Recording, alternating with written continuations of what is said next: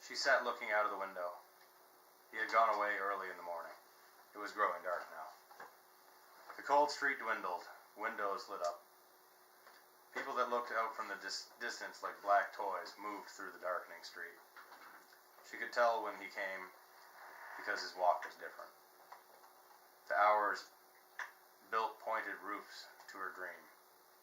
She played behind happy walls, but her eyes remained outside, watching from the window. This was part of a game, to hide away and wait. To put on her clothes carefully in the morning, bright silks and petticoats and a dress on top. Jewels on her fingers, bracelets and earrings, gold bands through her hair, to make her cheeks red and paint black lines in her eyes, and paint her lips and fingers red. These things hid her. She must be hidden when he came, concealed behind paints and clothes, so that when he looked at her, it would be someone else he saw. A tall man with black hair. His face was white. His eyes were silent and hidden, but when they looked at her, they screeched like parrots. They ruffled up and yellow points came into them. He liked to walk up and down pretending she was nowhere, pretending there was no Rita, pretending he was looking for her. Then she ran around, and one by one she took off her things, the dress, the petticoats, the silks, the jewels, bracelets, and gold bands. Each one she took off was for him. It was a game.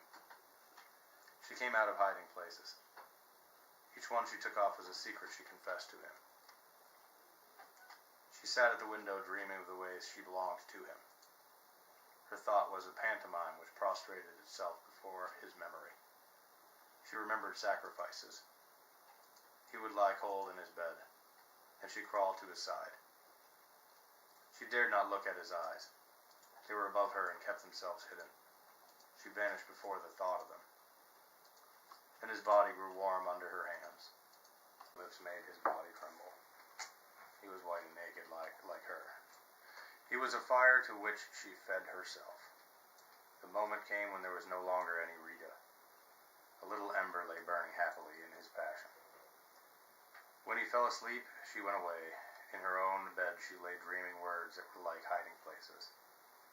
Only he could lure her out of them. After he fell asleep, she carried memories of him into herself. She had smiled. His body had shivered. His fingers had clutched at her face. He had picked her up and fought with her. When he did this, it was as if he lifted her to his eyes and she could look at him, as if the wind lifted the flames about. The street was dark, but he would come soon. He only stayed away till it grew dark. Now it was his time again. The street and all the lights would open the door and come into the room, and she would be waiting, hidden away. It was exciting to wait.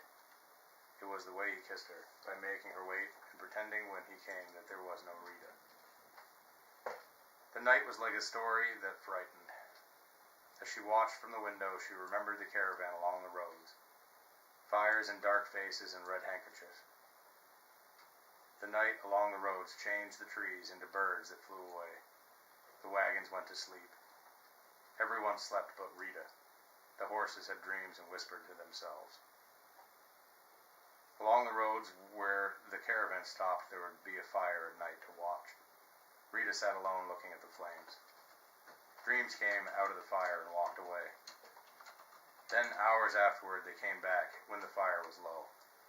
They stood around the coals and finally crawled into the ground. Darkness remained. The wagons became ghosts. She grew sad and wanted to go away with the night like the dreams that crept back into the dead fire. Now his eyes were like the hiding places she had wished. She trembled.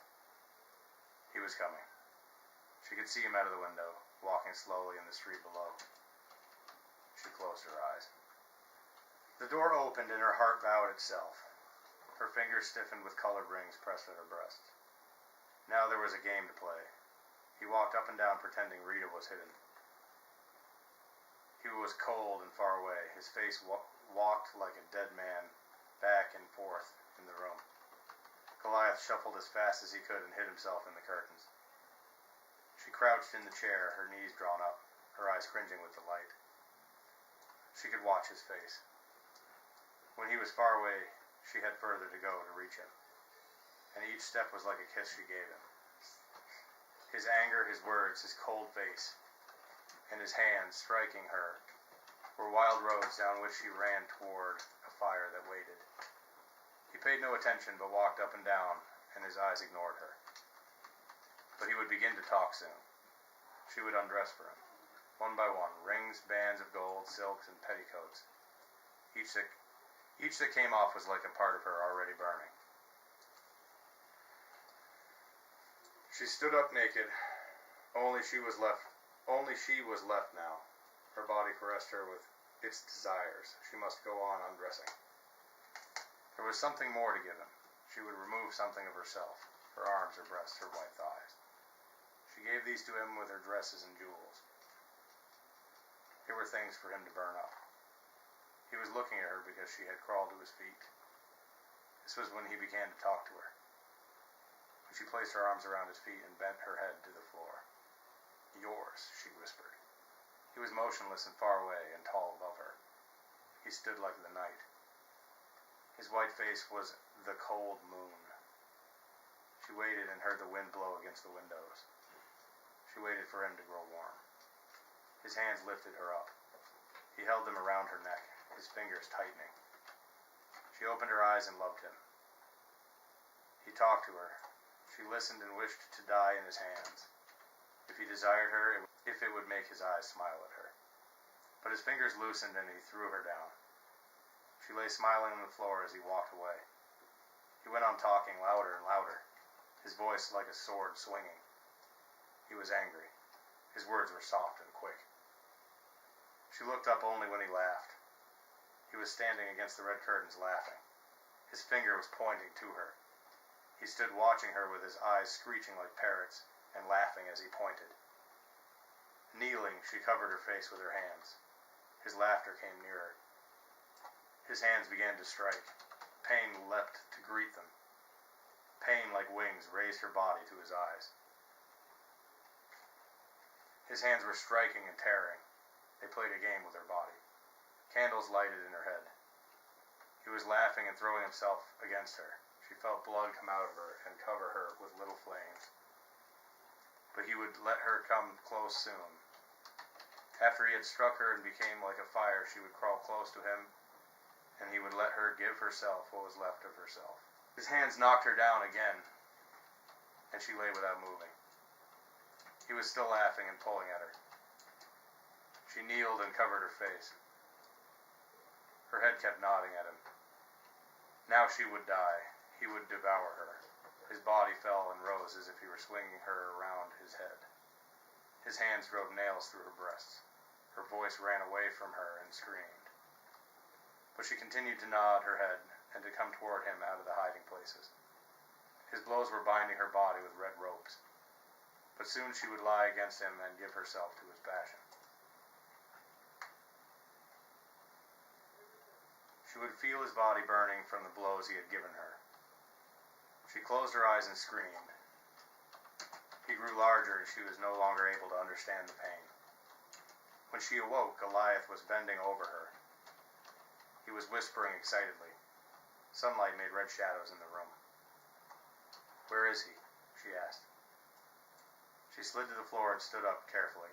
Pain halted her and she moaned. But her eyes continued to hunt the room. "Where is he?" she asked again.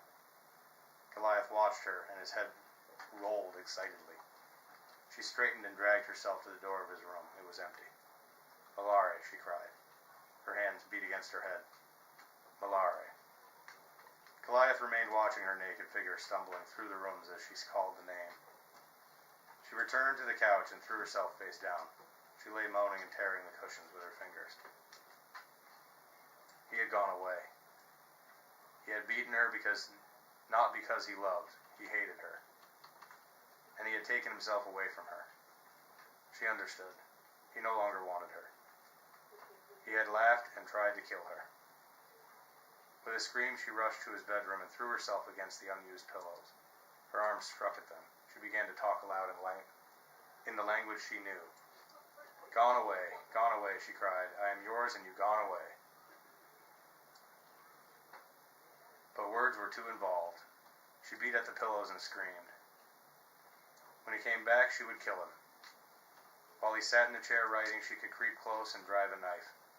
That was what would happen to him because he no longer loved her and because he had beaten her to say goodbye. It was day outside. When it grew dark again, he would come back. She would wait, but not as before. She was no longer his. In her room, Rita bathed herself and searched for her old clothes. She found them hidden, the wide dress with the red and yellow stripes, the many blue and scarlet petticoats that she had worn when he brought her home from the caravan, the long black earrings, the green and orange shawl for her head. She put these on. They hid the vivid marks on her body. Dressed in her gypsy clothes, she came into the room again. It would be long to wait, but darkness would come, and then he would open the door again. She lay down on the couch and sighed.